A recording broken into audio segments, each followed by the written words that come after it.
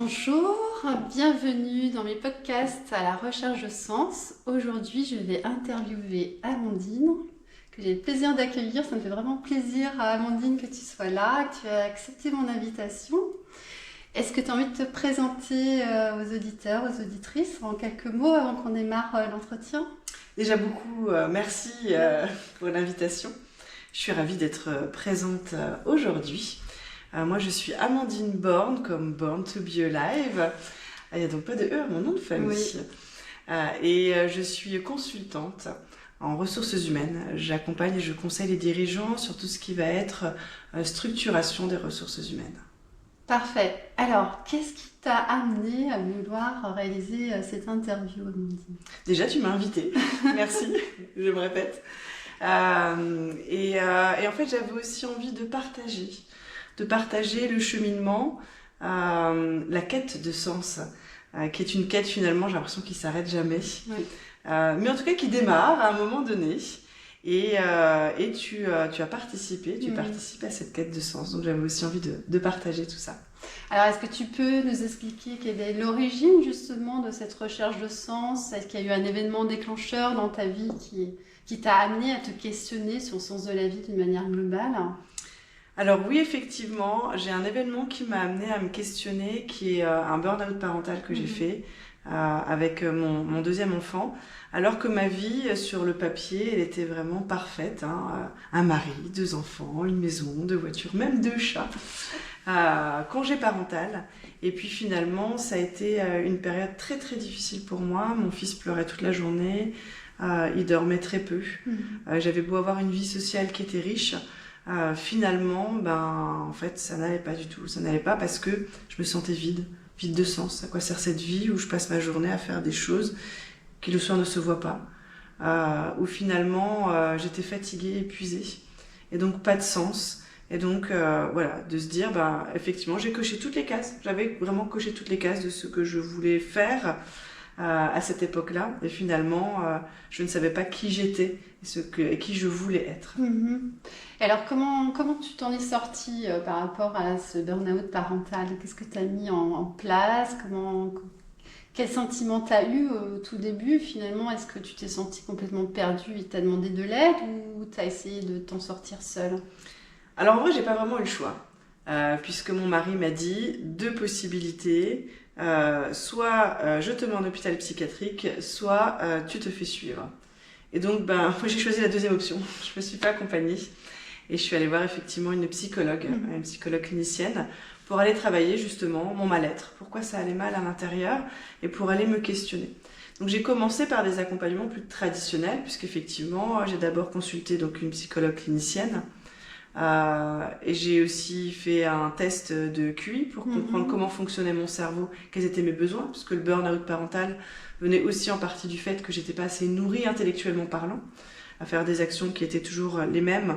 En fait, je pense que c'est important d'en parler parce que c'est souvent le cas aussi des jeunes mamans où se retrouvant seules au foyer, n'arrivent pas à se nourrir en effet à l'extérieur intellectuellement. Donc c'est bien que tu puisses en parler. C'est vrai que j'avais beau avoir des échanges, parce que j'avais quand même toujours une vie sociale très riche. Le fait de ne pas réaliser, le fait de ne pas avoir d'objectifs et de ne pas avoir de résultats concrets de mes actions, puisque finalement en étant à la maison je faisais toujours la même chose mais ça ne se voyait pas que je l'ai fait, parce qu'en faisant le ménage le soir quand mon mari rentrait, il voyait que c'était très sale, parce que forcément entre temps on a vécu. Et donc ça pour moi c'était quelque chose qui était difficile à vivre, parce que c'était pas en fait conforme aux besoins et à mon mode de fonctionnement. Donc ce test de QI m'a aidé à comprendre justement quels étaient mes besoins en termes intellectuels. D'accord. Et derrière, qu'est-ce que tu as mis en place d'autre pour sortir de cette situation? Donc ça a été ce que je vais appeler des accompagnements plus traditionnels, pour déjà essayer de comprendre comment je fonctionne, comprendre quels étaient mes besoins. Et ensuite, je suis allée sur des accompagnements un peu moins conventionnels, donc pas forcément fait par des professionnels avec des diplômes d'État reconnus, mais qui ont des compétences qui m'ont vraiment permis d'aller plus loin. Il y a eu l'accompagnement avec toi sur la quête de sens. En logothérapie. En logothérapie, tout à fait. Et d'ailleurs, j'ai un souvenir très marquant qui m'a vraiment beaucoup aidée. C'est quand on a fait le travail sur mes idéaux, mes personnes vraiment que j'aime beaucoup, à qui j'aimerais bien ressembler. Et en fait, j'ai trouvé ça intéressant parce que ça m'a permis de me rendre compte quels étaient ces profils de personnalité. Et aujourd'hui, je dis pas que j'en suis arrivée à leur niveau, loin de là, mais en tout cas, ils m'inspirent dans ma vie professionnelle, dans mon quotidien. Et c'est vrai que c'est super important ce que tu dis, parce qu'en effet, on avait fait ce travail sur comment déterminer nos valeurs authentiques à travers des personnes inspirantes. Et pour moi, c'est Viktor Frankl, c'est vraiment mon mentor. Mais il m'a tellement inspirée pour m'aider à sortir aussi de mes épreuves de vie que, en effet, c'est un booster, je pense, d'avoir en tête ces personnes-là, ces personnages. Donc, c'est bien que tu puisses se souligner. En fait, c'est des références. C'est-à-dire qu'à un moment donné, quand je suis perdue, quand je ne sais pas forcément où je veux aller, où est-ce que c'est la bonne décision, quelle décision prendre, je regarde ces personnages et je me dis qu'est-ce qu'ils auraient fait, qu'est-ce qu'ils auraient dit. Et ça m'inspire vraiment aussi en termes de lignée. Voilà, qu'est-ce que j'ai envie aussi d'aller transporter comme message qu'ils ont pu eux-mêmes aussi transporter. Alors, qu'est-ce qui ressort? Est-ce que tu peux donner un exemple? Oui, alors ça peut faire sourire, hein, mais un des personnages qui est sorti, c'est Mère Teresa. Pourquoi je l'aime bien? Alors, non pas que je sois quelqu'un qui va à la messe tous les dimanches, mais c'est surtout son action. Ce que j'aime justement, c'est que Mère Teresa, c'est une mère qui est atypique, qui va pas faire comme tout le monde fait. Donc ça, c'est aussi mon côté atypique. Je ne fais pas comme tout le monde, mais elle a aussi, c'est quelqu'un qui a un grand cœur, qui a envie de partager son amour et qui en fait accueille et accepte les gens tels qu'ils sont. Et elle a beaucoup voyagé aussi. Et rien qu'en prenant ces éléments-là, en fait, ça m'inspire dans le sens où moi j'aime beaucoup partager l'amour. Dans mon activité professionnelle, souvent on dit les RH, d'ailleurs tu as été RH. Oui. Nous avons partagé les mêmes fonctions. C'est ça. Et en tant que RH, souvent les gens me disent ah donc tu licencies. Oui, c'est ça. Ah, les donc, étiquettes. C'est ça, les étiquettes horribles. Ah donc du coup tu répètes tout au patron. Voilà, en fait RH, il y a ressources humaines et il y a richesse humaine. Et moi, je suis vraiment dans cette logique de richesse humaine. Et moi, mon objectif, c'est d'allier qualité de vie au travail et performance. C'est-à-dire qu'il y a un cadre dans l'entreprise. Ce cadre, il peut être co-construit.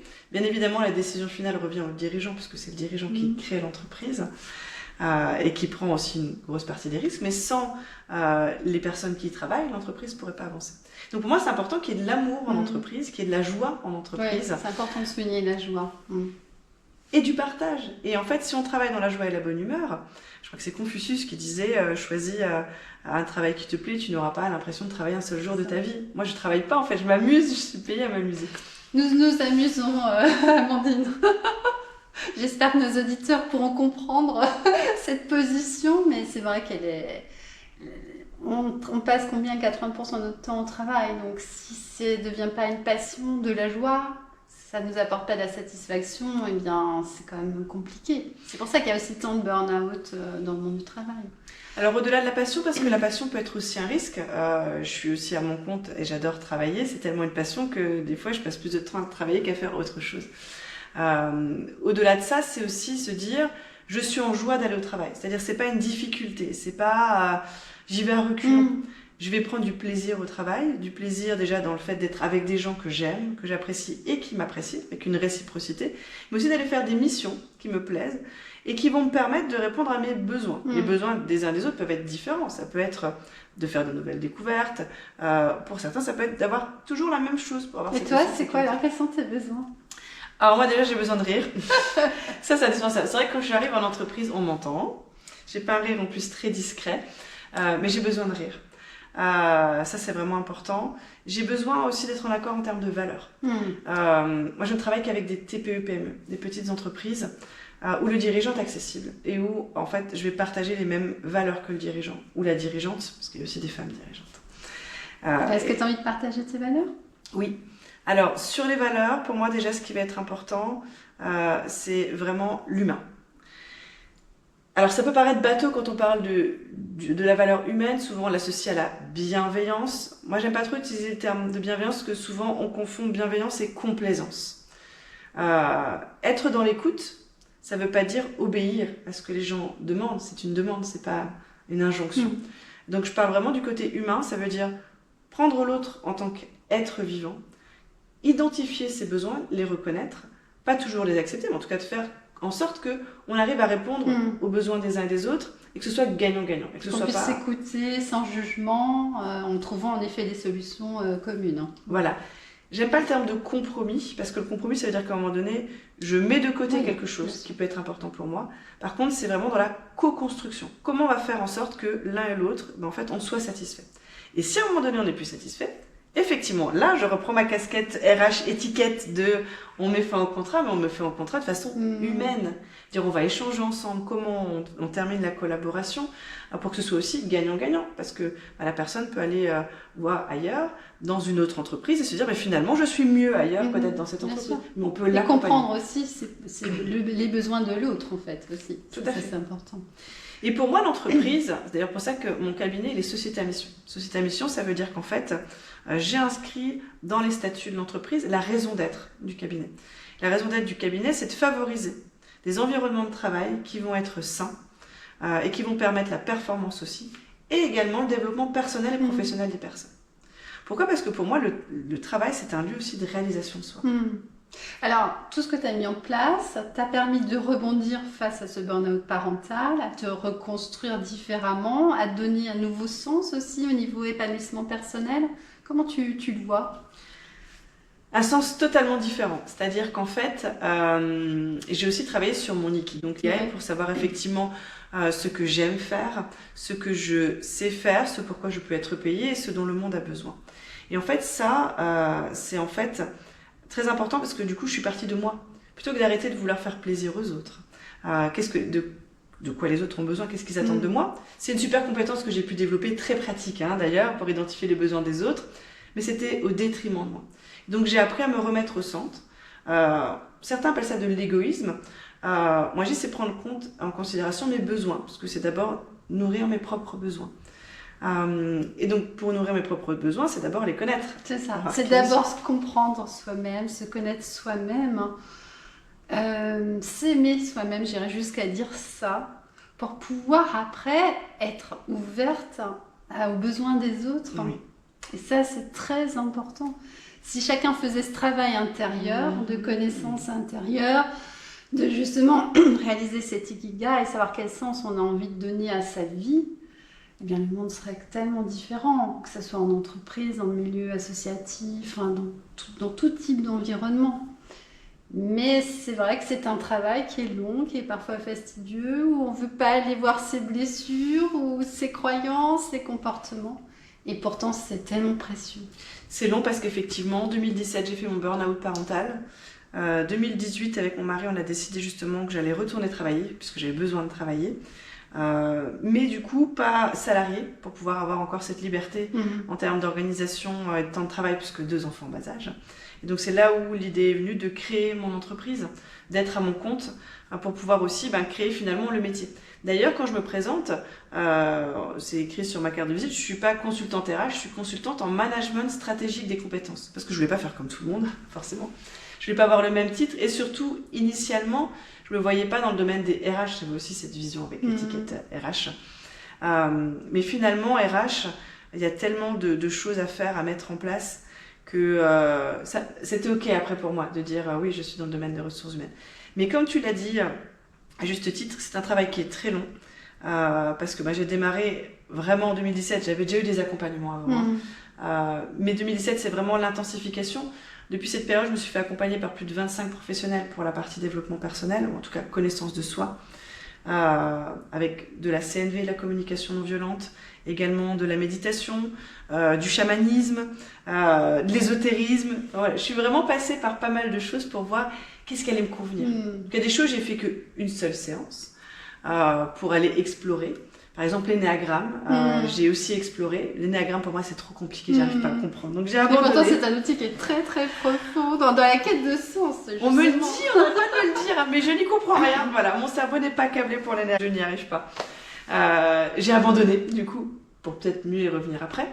Mais là où j'ai vraiment plus approfondi, c'est la CNV, la communication non violente, pour justement identifier mes besoins, savoir... Tes mécanismes en termes de communication et comment mieux communiquer. Comment créer un espace pour l'autre. Parce qu'en tant que RH, dans mon métier, je passe ma journée à écouter des gens. Et donc c'est comment faire en sorte de leur ouvrir un espace où les gens vont pouvoir vraiment déposer ce qu'ils ont besoin de déposer. Et en fait, moi, j'ai pas d'idées parasites, de pensées parasites qui viennent et qui vont dire « Ah tiens, j'ai oublié de faire ci, j'ai oublié de faire ça ». C'est vraiment un espace que je dédie aux gens.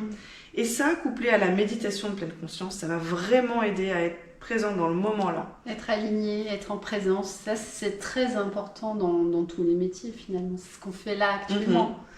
Mais en effet, je pense que c'est l'outil le plus puissant d'être en présence avec l'autre. Et avec soi-même du coup aussi. Et avec soi-même, bien évidemment. Et vraiment dans ce... certains appellent ça le flow. En fait, on voit pas le temps passer parce qu'on est vraiment, on est connecté, on est là et on n'est pas pollué par la to-do list qu'il y a à faire. Et moi, ça m'a vraiment permis de ralentir, de vivre ma vie autrement et surtout de me dire de quoi j'ai envie. Alors, on reparlait de l'énéagramme. Je suis épicurienne dans l'énéagramme. Donc... C'est toi en fait. Et donc, effectivement, moi, je fonctionne à l'envie. Qu'est-ce qui me fait envie ? Le plaisir. Et donc vraiment, je me reconnecte à ça. Mais ça n'a pas toujours été facile puisque à la base, je devais répondre aux besoins des autres. Donc, du coup, je ne savais pas moi quels étaient mes vrais besoins. Et vraiment, tous ces cheminements-là que j'ai pu faire, cette quête de sens, en fait, ça a été d'abord une quête de soi, c'est-à-dire vraiment... Travail intérieur. Ouais. Qui je suis ? Qu'est-ce que j'ai envie ? Qu'est-ce que j'ai vraiment envie moi ? Et pas qu'est-ce que je dois avoir envie à ce moment-là de ma vie. Et donc, c'est vraiment d'aller se réinterroger sur des choses qui... C'est des questions qui paraissent basiques, hein, mais qui pour moi étaient tellement compliquées parce que je n'étais pas habituée à me dire, mais moi, qu'est-ce que je veux ? Oui, en fait. Forcément, on n'a pas été éduqués dans ce sens-là. Voilà, on est toujours dans les injonctions de la société, de la famille, de notre environnement, et on n'a pas appris à regarder ce qui est essentiel pour nous. C'est vraiment dommage, mais c'est le point de départ à une quête intérieure et un développement personnel. Et cette quête de sens, est-ce que tu trouves qu'elle est présente justement dans le milieu de l'entreprise, avec les gens avec lesquels tu travailles ? Est-ce qu'il y a des gens qui s'interrogent aussi sur leur quête de sens ? Comment tu vois les choses au niveau collectif ? Alors, moi j'ai la chance d'intervenir, message pour mes clients, dans des super entreprises où effectivement, donc je disais dirigeantes alignés en termes de valeurs, c'est des entreprises qui vont bien. C'est-à-dire c'est des entreprises qui vont bien, où on a un vrai espace, où on va pouvoir vraiment travailler, où on va pouvoir dire les choses. On n'est pas dans un monde de bisounours, il y a toujours des choses qui ne vont pas. Et en fait, dans ces entreprises-là, on a des gens qui justement se questionnent. Moi, mon rôle, en plus de structurer les ressources humaines et puis d'accompagner sur le management des compétences, ça va être aussi d'amener à des prises de conscience. Des prises de conscience pour être pleinement qui je suis. Parce que si je suis pleinement qui je suis alignée. Et donc forcément, je suis mieux dans ma vie. Si je suis mieux dans ma vie, je suis plus performant. Et en même temps, c'est écologique. Puisque du coup, quand je vais bien, mon environnement va bien aussi. Et donc, je vais rencontrer des gens qui sont dans cette quête-là, ou en tout cas qui sont dans la première étape. Et là, j'ai un outil que j'adore, ce sont les accords Toltec de Don Miguel Ruiz. Donc ce livre qui paraît très simple quand on le lit, à mettre en pratique un petit peu plus compliqué, mais souvent dans les entreprises, on va afficher les accords Toltec. On va s'en servir comme mode de communication, comme mode relationnel. Avoir la parole juste. Voilà, faire toujours de son mieux, ne pas faire de suppositions. Et donc ces accords-là vont vraiment aider sur la partie relationnelle. Humaine. Tout à fait. Tenir compte de moi, mais également de l'autre. Et puis il y a des gens qui sont mais pas du tout sensibles à ça parce qu'ils n'y sont pas là à ce moment-là. Mais c'est ok parce que à un moment donné, peut-être qu'ils y viendront. Et il y aura ces outils-là qui seront proposés. Et l'idée, c'est d'aller aussi semer, allumer des petites lumières, des petites bougies, pour que les gens puissent à un moment se dire « Ah oui, c'est vrai, je pourrais faire ça ». Et l'intérêt d'amener du sens en entreprise, parce qu'à la base, j'ai fait des études de psychologie, donc j'aurais pu être dans mon cabinet et recevoir des gens. T'aurais pu être logothérapeute. Tout à fait, peut-être aussi. Mais moi, je voulais aller rencontrer des gens qui ne seraient pas venus me voir. C'est-à-dire que quand je suis en entreprise, c'est peut-être des gens qui jamais iront voir un thérapeute ou un psychologue ou un psychiatre parce qu'ils ne sont pas dans cette démarche, Parce que souvent les gens associent thérapeute à j'ai un problème ou je vais mal. Alors oui, effectivement, j'ai eu un burn-out parental et donc c'est ce qui m'a amené à déclencher cette démarche plus intensive. Mais même maintenant que je vais bien.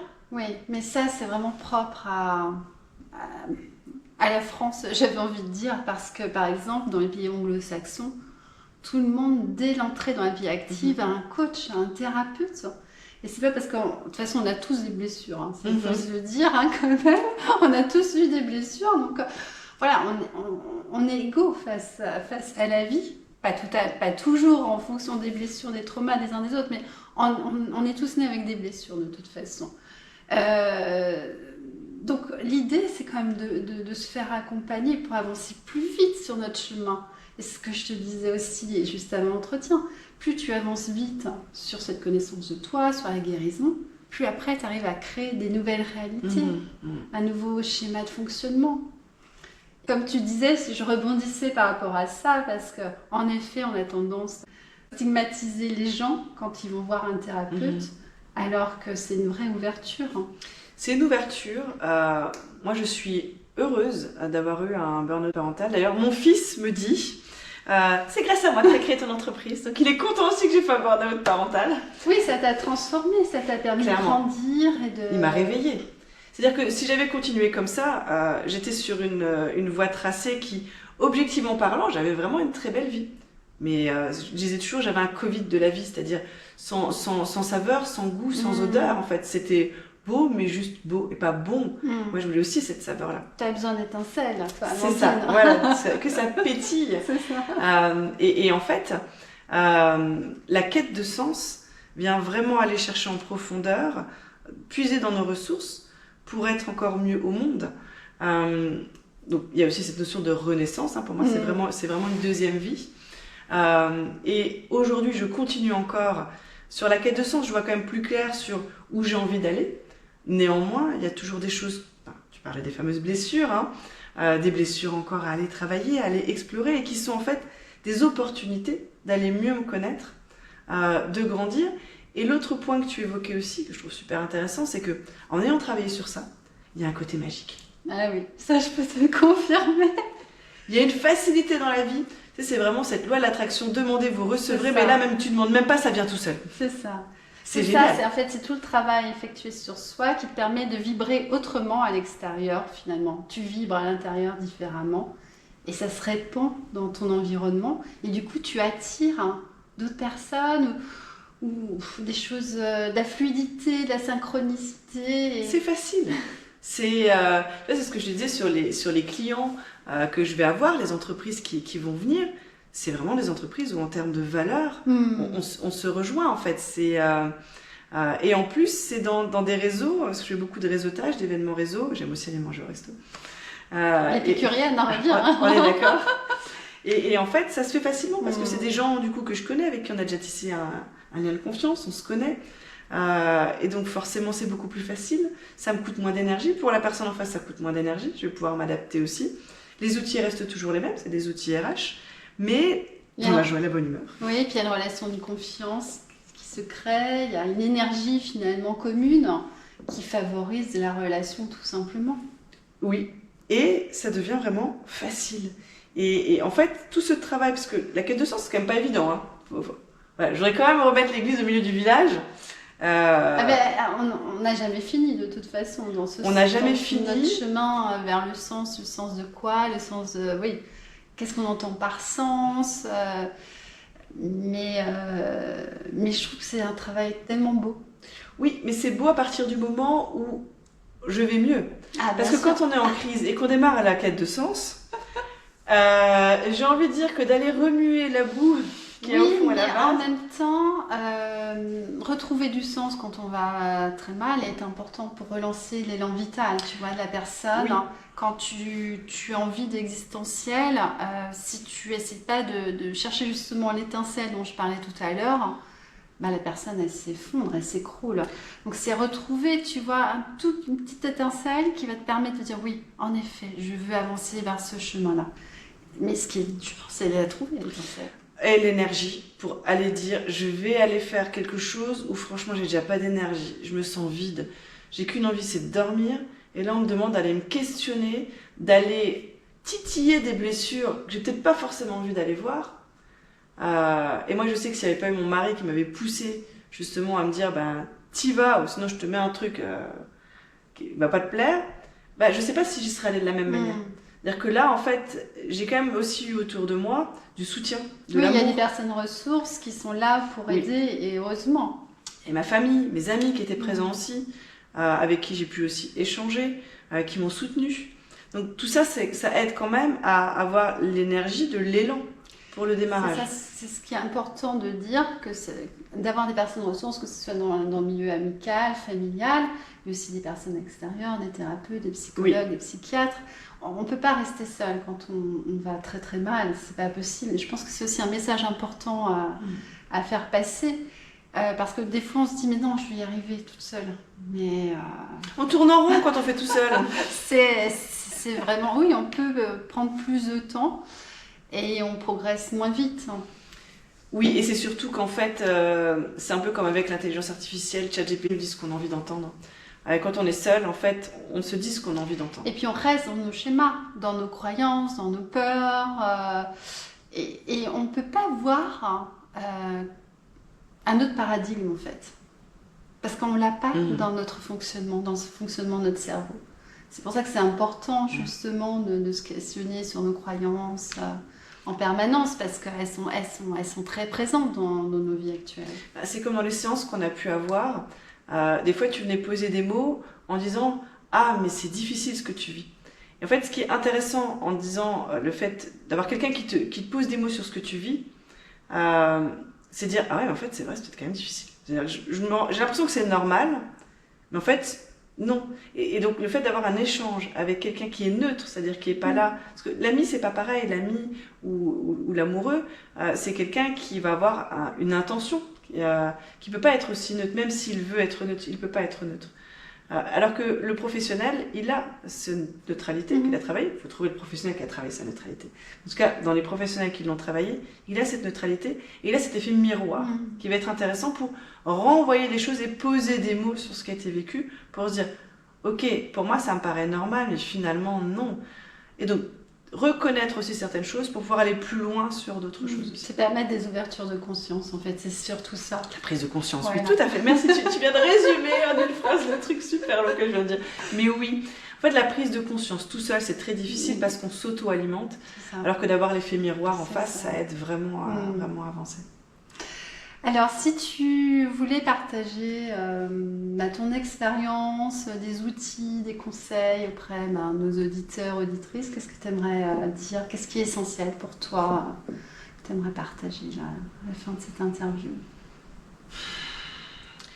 La vie nous met sur le chemin ce dont on a besoin de vivre et ce dont on est capable de vivre. Donc, si on vit quelque chose, c'est qu'on est en capacité de le surmonter. Mais pas forcément tout seul.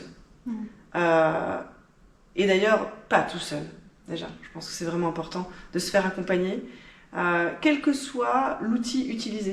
Parce qu'il y a vraiment plein d'outils. Moi, j'adore explorer et tester plein d'outils. Les outils se recoupent. Ce qu'il faut, c'est trouver un outil qui nous parle, que l'on comprend, bien sûr. Mais surtout avec une ou des personnes en face que l'on comprend. C'est-à-dire que la personne nous parle, on comprend ce qu'elle nous dit, et qui nous comprend également. C'est dans la rencontre que ça va pouvoir se faire. Et je pense vraiment que rester seul, s'enfermer, rester dans une posture de victime, c'est pas ce qui va aider. Il y a plein de choses, d'outils qui existent, plein de gens, ressources qui existent. Il faut juste quand même bien sélectionner pour pas tomber sur des gens qui vont être des charlatans, parce que ça existe aussi. Donc la recommandation, je vous la recommande, effectivement. Vous pouvez y aller les yeux fermés et le cœur ouvert.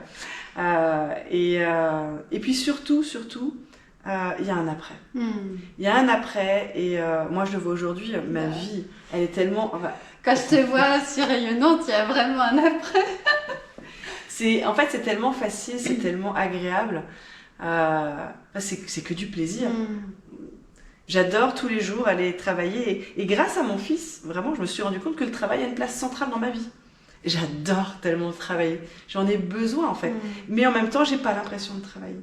Et donc, ça m'a permis d'ouvrir les yeux, de me reconnecter à moi-même, de me reconnecter à la vie en général, et puis de profiter de des plaisirs et toutes les joies sur cette planète Terre, dans cette vie-là. C'est magnifique, merci en tout cas Amandine pour ce témoignage. Je pense que c'est vrai que c'est important de partager nos tranches de vie et comment on a réussi aussi à rebondir face aux épreuves, aux obstacles que peut nous amener la vie. Mais finalement, tout est juste, tout est là pour nous faire grandir. Merci Amandine. Merci. Et puis si vous avez aimé ce podcast, n'hésitez pas à liker, à partager sur toutes les plateformes. À très bientôt. Merci. Au revoir. Merci à toi. Merci.